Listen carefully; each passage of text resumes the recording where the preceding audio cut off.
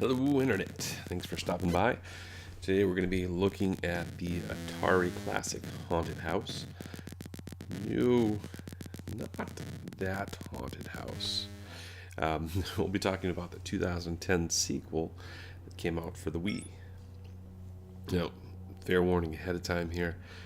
I could be a bit biased. The nostalgia runs deep. I used to rock out the original 1981 title for the 2600 quite a bit when I was a little guy. I wasn't playing it in 1981. I think I was probably playing it closer to the mid to late 80s. Anyway, I played the heck out of it, and it was one of my go-tos. That one, Pac-Man, that horrible 2600 Pac-Man version. Pole position, and Berserk, Yar's Revenge, pretty much every game. I don't know. Even then, I just played them all. So, this is a quick story of how I picked this one up because it's interesting. I actually got this pretty recent, a couple weeks ago. I was near a Goodwill, so I was killing some time waiting for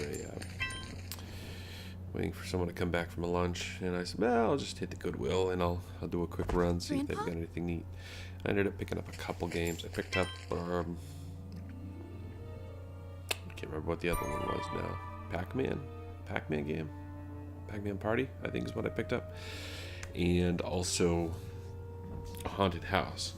Now, when I saw the Haunted House, I saw that it was by Atari, and when I saw this, I had no idea there was actually a sequel made.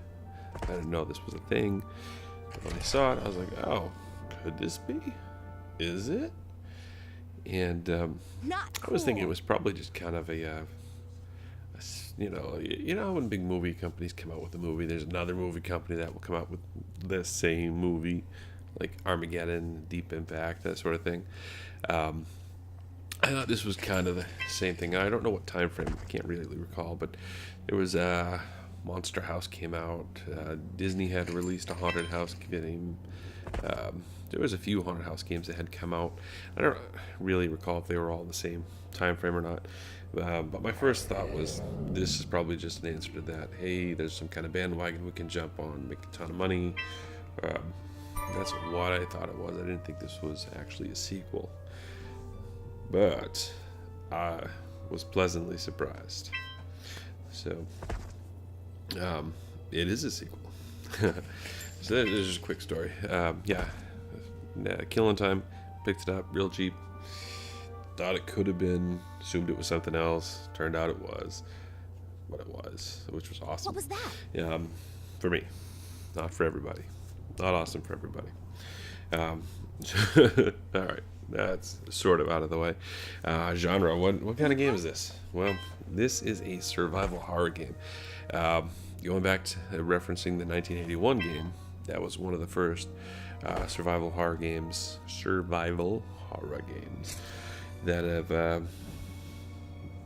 ever was. This is a sequel to that, so that's what it is. Survival horror, sort of.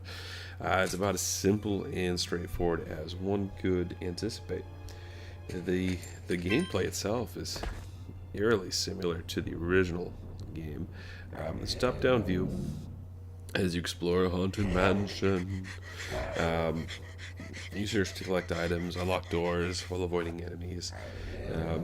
The twist is, the catch is you have a limited light source, which you have to ration, or you'll have no way of defeating some of the foes, or any of the foes, and a harder time viewing your surroundings. Sometimes you really can't see what's going on, but you can still sort of make it out even without the light source. Maybe later in the game it gets a little darker, I don't know. I didn't play it terribly long, 15 minutes maybe, 20 minutes, I don't know. So the story. A good chunk of the story is revealed right away, so unlike some of the other games, I don't feel guilty as I'm not giving away any real spoilers. So the gist is, 30 years ago, we'll call it 1981, there was that game.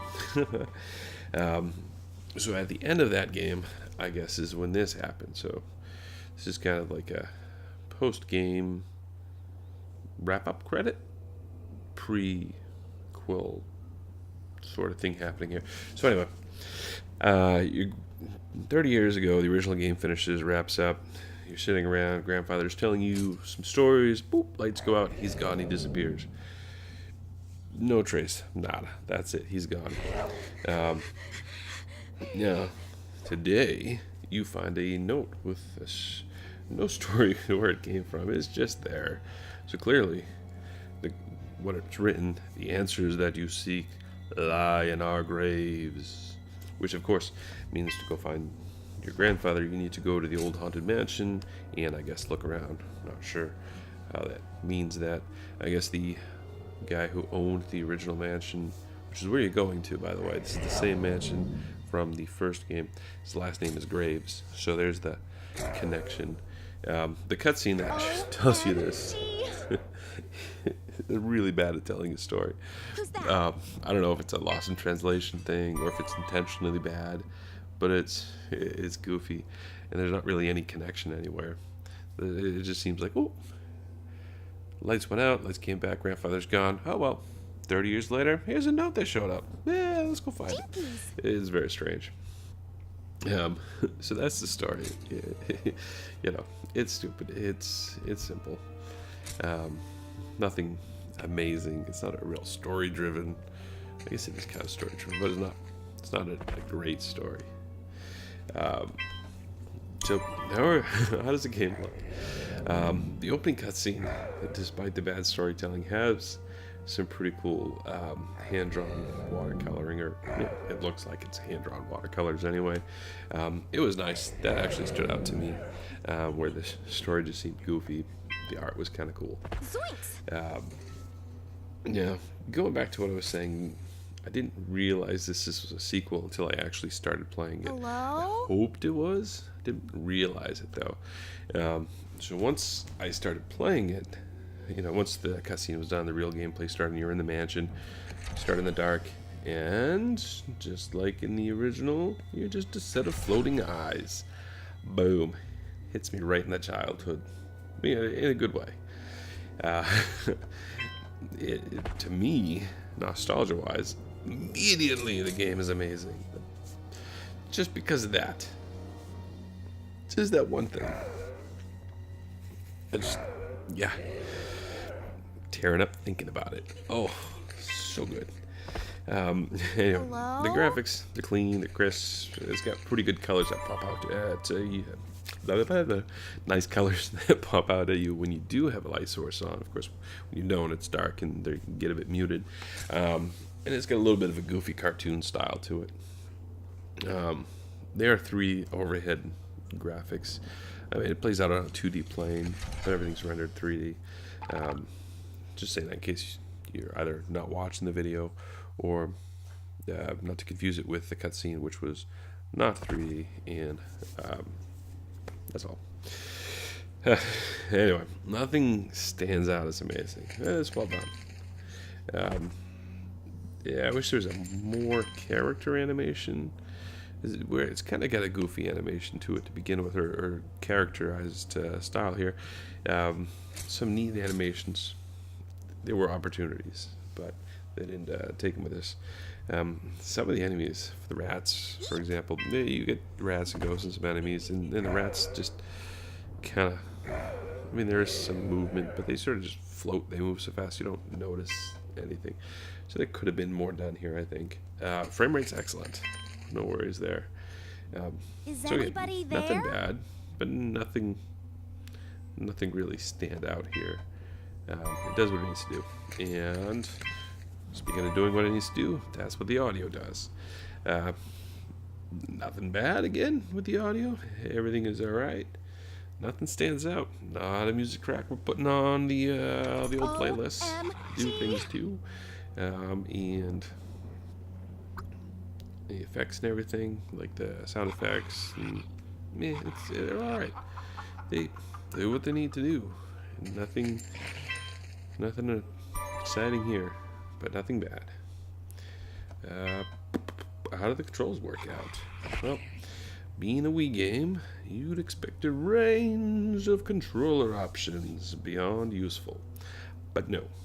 You get to use the Wiimote combined with the nunchuck. That's it. You have to use them both.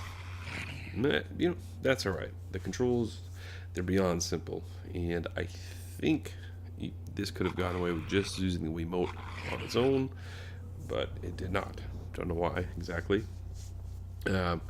So also for the Waggle Hater Club, there is some motion control. Sometimes the ghosts, they'll freeze you. I don't know why, but that's what they do.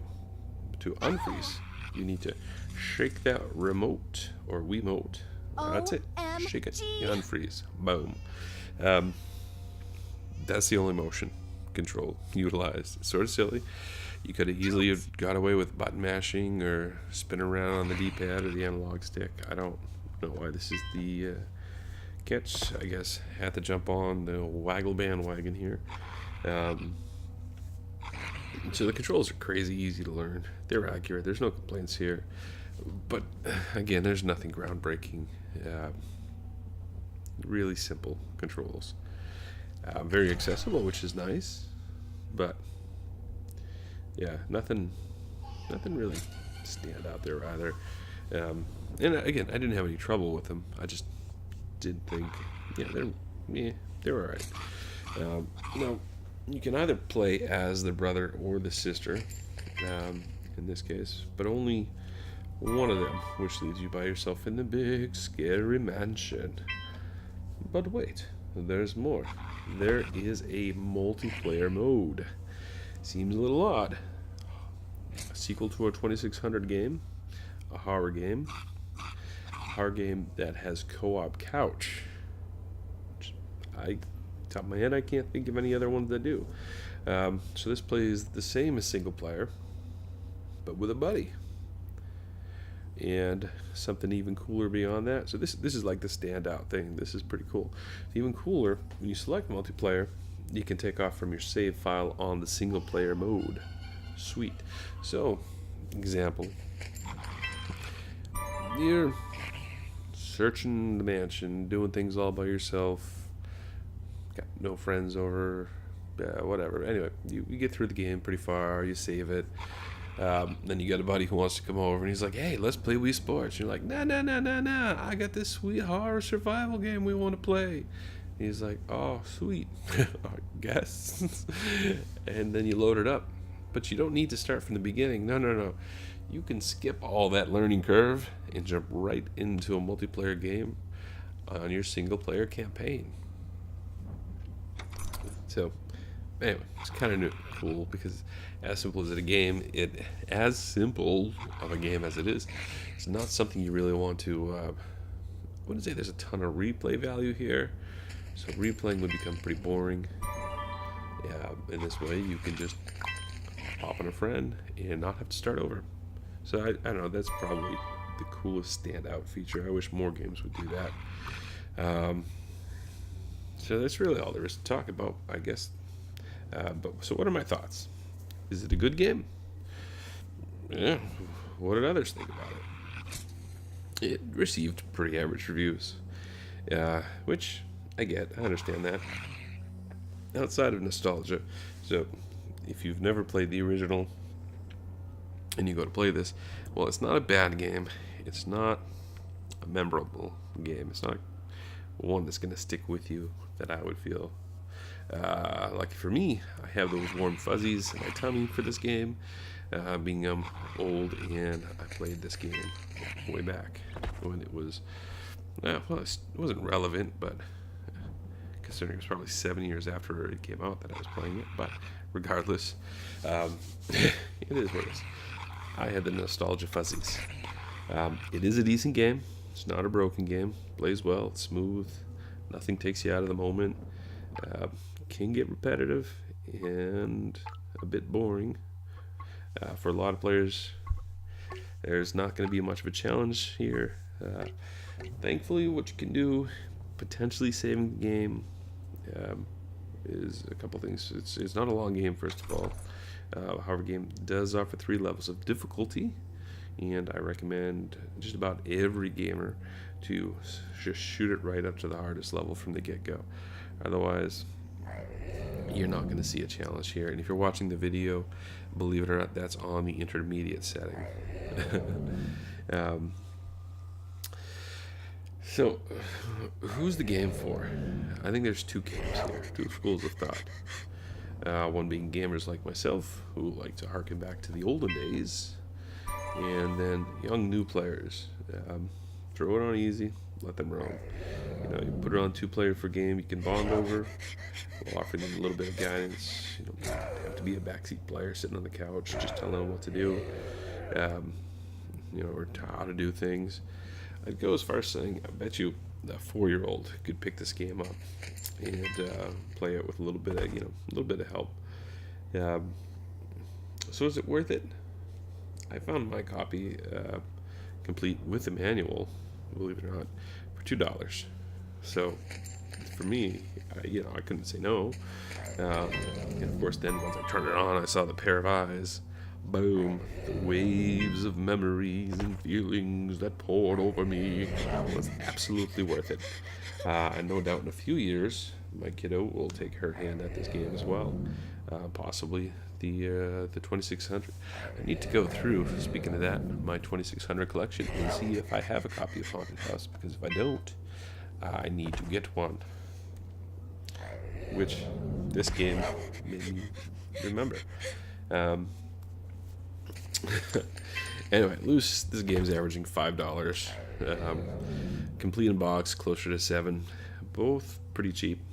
It's hard to argue with that for a few hours, especially for taking advantage of the multiplayer feature. You know, it's $5 for a few hours of fun play. Yeah, I'd say go for it. You really can't go wrong. Again, not a bad game. Just a boring, repetitive game. But if you have a younger player who wants to get into this style of gameplay, it's a great way to introduce them into it.